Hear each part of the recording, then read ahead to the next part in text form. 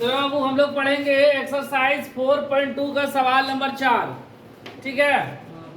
बोला गया है कि दो क्रमागत धनात्मक पूर्णांक ज्ञात कीजिए। बोला दो क्रमागत मतलब लगातार, क्रमागत मतलब लगातार। वो दो का लगातार कौन सी संख्या है और वो कौन सी होनी चाहिए? धनात्मक पूर्णांक भी होना चाहिए, मतलब 1 2 3 प्लस में 1 2 3 होना चाहिए।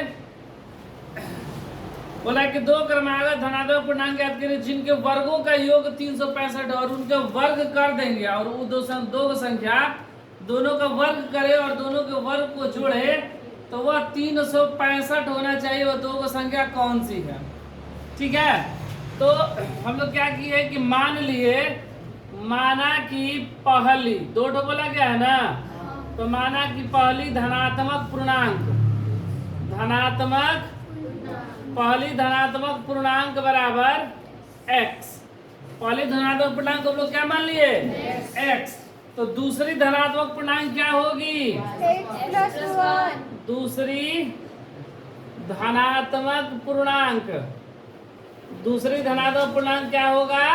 बोल रहा है कि क्रमागत मतलब लगातार होना चाहिए। जैसे 2 के बाद 3 आए, 4 के बाद 5 आए, तो x के बाद क्या आएगा? x+1। और प्रश्न से क्या बोला गया है कि इनके वर्गों का योग। देखो ये संख्या हो गया, एगो x एगो x+1 और बोला इनके वर्गों का योग, वर्ग कर दिए, दोनों तरफ वर्ग कर दिए, स्क्वायर हो गया ना, और इनका योग मतलब जोड़ दिए, तब वह किसके बराबर? 365 के बराबर। इसको हल कर देंगे, ये एक्स स्क्वायर, इसको a प्लस बी का whole square, a square plus B square plus 2ab बराबर 300। एक्स स्क्वायर 2x स्क्वायर 1 का स्क्वायर 1 प्लस 2x बराबर 365। ये 2x स्क्वायर हो गया, ये प्लस का 2x प्लस का 1, ये प्लस का 365 बराबर किधर जाएगा? तो माइनस का 365 बराबर 0। ये 2x स्क्वायर प्लस 2x और ये घट गया, कितना बचा? 365 में से 1 गया, कितना बचा? 364। माइनस प्लस माइनस ना, तो 365 में से 1 गया 364। ये तीनों में से मेरा 2 कॉमन हो गया, क्या बचा? X square plus x minus 2 एकम 2 8 दूनी 16 और ये 2 दूना 4 बराबर 0। ये 2 गुणा में इधर आएगा तो x square plus x minus 182 बराबर 0/2। तो x square plus x minus 182 बराबर 0। तो बोल रहा है कि वो दो का संख्या क्या होगी?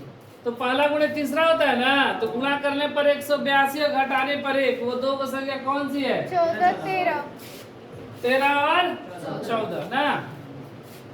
तो x square plus 13x minus 14x, क्यों घटाने पर हमको प्लस का 1 आना चाहिए, तो ये प्लस हो जाएगा, ये माइनस होगा, तो घटाएंगे तो प्लस का 1 आना चाहिए था ना। अब माइनस 182 बराबर 0। इन दोनों में से x कॉमन, x माइनस 13, इन दोनों में से 14 कॉमन, ये क्या बचा? सिर्फ x, ये माइनस 13 हर में।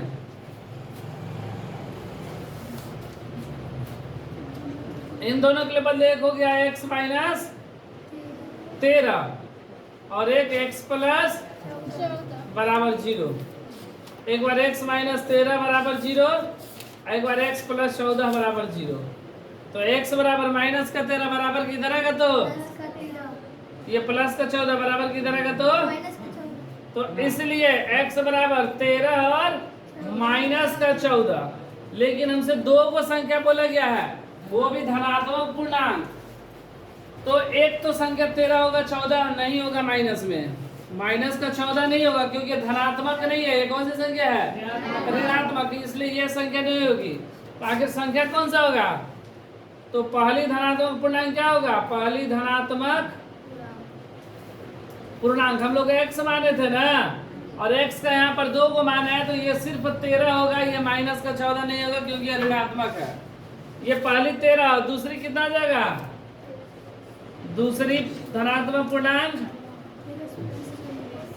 धनात्मक पूर्णांक x प्लस 1 ना, क्या बोला गया है, x प्लस 1, इसलिए 13 प्लस 1 14। तो संख्या कौन सा हुआ, एक 13 और एक 14।